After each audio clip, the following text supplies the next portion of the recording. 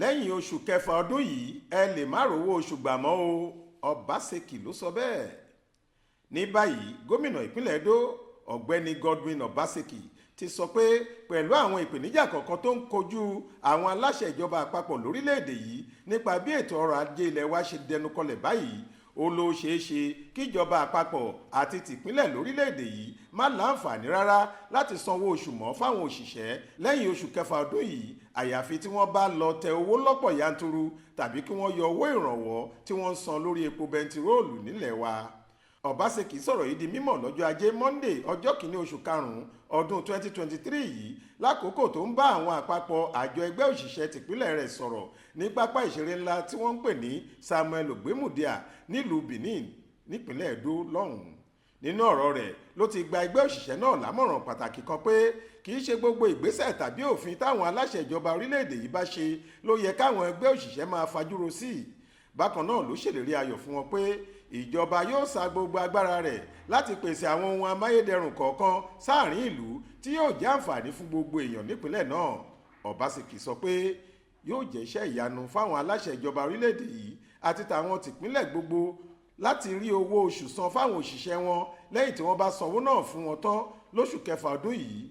Ohun kan ṣoṣo tó lè jẹ́ kí wọ́n rí owó oṣù san fún wọn kò ju káwọn aláṣẹ ìjọba ilẹ̀ yìí lọ tẹ owó ilẹ̀ wa lọ́pọ̀ yanturu sí tàbí kí wọ́n tètè yọ owó ìrànwọ́ tí wọ́n ń san lórí epo bẹntiróòlù tá à ń lò báyìí. Bẹ́ẹ̀ bí wọ́n bá gbé ọ̀kan lára ìgbésẹ̀ yìí yóò tún mú ìnira ńlá wá fáwọn òṣìṣẹ́ orílẹ̀-èdè yìí gidi. A ní láti mọ̀ dájú pé kì í ṣe pé àwọn aláṣẹ ìjọba yìí fẹ́ fìyà ìmọ̀dí lásánlàsàn jẹ àwọn òṣìṣẹ́ ni.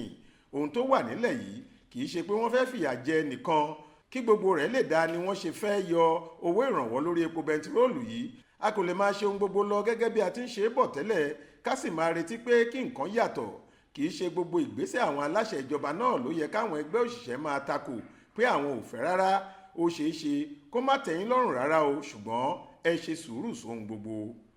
Kò rọrùn rárá láti gbé ìgbésẹ̀ pàtàkì tí yóò ṣe àwọn aráàlú láǹfààní gidi. Àwọn kan yóò rò pé kì í ṣe ohun tó dáa rárá níjọba fẹ́ ṣe.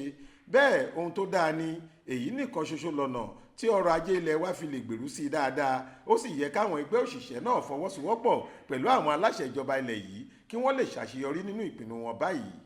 Obaseki ní lára pé ìgbé ayé ìdẹ̀rùn àwọn òṣìṣẹ́ ìpínlẹ̀ náà jẹ́ òun lógún dáadáa tóun sì lè fọwọ́ rẹ̀ sọ̀yà níta gbangba pé àwọn òṣìṣẹ́ ìpínlẹ̀ Edo wà lára àwọn òṣìṣẹ́ orílẹ̀-èdè yìí tí wọ́n ń gba owó tó pọ̀ jù báyìí, nítorí pé láti ọdún tó kọjá yìí lòun ti ṣàfikún owó oṣù wọn tíjọba òun sì ń san náírà 40,000 fẹ́nìkọ̀ọ̀kan wọn nígbà tí ìjọba àpapọ̀ àtàwọn ìpínlẹ̀ míì lórílẹ̀‐èdè yìí kò tètè ṣe bẹ́ẹ̀ rárá.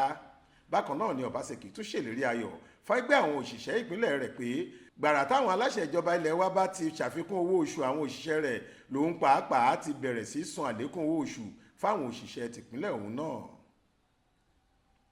Adéwálé Adéoyè ló ṣàkójọ ìròyìn yìí fún iléeṣẹ́ tẹlifíṣàn Aláròyé online. Faith Adébọ́lá ló kà á sétí ìgbọ́ yín.